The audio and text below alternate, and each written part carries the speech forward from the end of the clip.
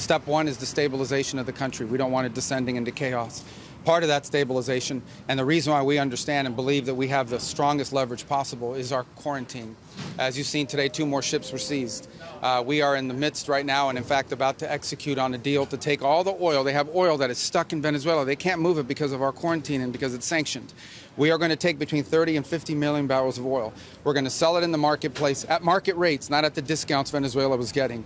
That money will then be handled in such a way that we will control how it is dispersed in a way that benefits the Venezuelan people, not corruption, not the regime. So we have a lot of leverage to move on the stabilization front. The second phase will be a phase that we call recovery, and that is ensuring that American, Western, and other companies have access to the Venezuelan market in a way that's fair. Also, at the same time, begin to create the process of reconciliation nationally within Venezuela so that the opposition forces can be amnestied and released and from prisons or brought back to the country and begin to rebuild civil society.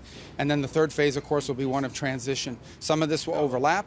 I've described this to them in great detail. We'll have more detail in the days to follow. But we feel like we're moving forward here in a very positive way. A lot of what you heard there from Secretary Hegseth and from Secretary Rubio was about what is going to be done with the oil. Only one of these ships was carrying oil. The one in the North Atlantic did not have oil, but the one in the Caribbean did.